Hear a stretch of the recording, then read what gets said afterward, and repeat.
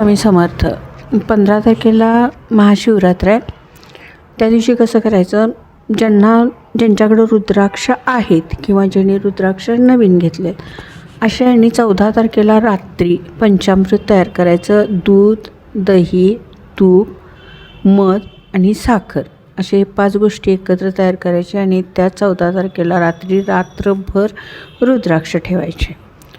रुद्राक्ष शुद्धीकरण आणि रुद्राक्षमध्ये परत एनर्जी येण्यासाठी हा उपाय करायचा आहे. त्याच्यानंतर काय करायचं, 15 तारखेला सकाळी ते रुद्राक्ष काढायचे, पूर्ण पाण्यात स्वच्छ धुवून घ्यायचे. त्याच्यानंतर गंगाजल असेल तर चांगली गोष्ट आहे.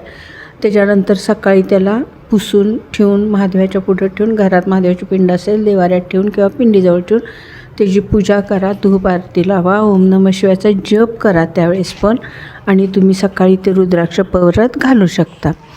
हा रुद्राक्ष शुद्धीकरणाचा सर्वात चांगला उपाय आहे आणि चांगला दिवस आहे. ह्या दिवशी केलेली एनर्जी आणि खूप जास्त रुद्राक्षाची येते. करून बघा. श्री स्वामी समर्थ.